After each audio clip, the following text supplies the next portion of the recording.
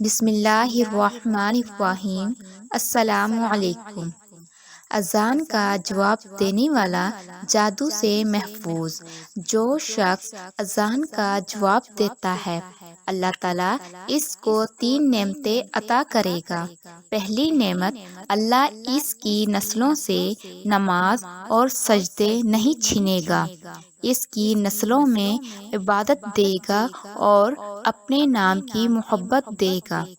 دوسری نعمت، خاتمہ بالخیر ہوگا، آخری وقت میں شیطان کے گمراہ ہونے سے نجات پائے گا، کیوں نہ کہ آخری وقت میں شیطان کی کوشش ہوتی ہے کہ اس سے کلمہ چھن جائے۔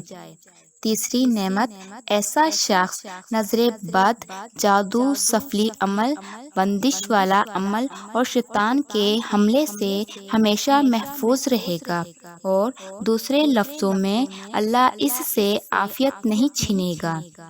اذان کا جواب دینے کا طریقہ، اذان دیتے ہوئے مؤذن جو الفاظ کہہ رہا ہے آپ بھی انہی الفاظوں کو دہرائیں، اور جب مؤذن حی علی الصلاۃ اور حی علی الفلاح کہے تو لا حول ولا قوۃ الا باللہ پڑھیں۔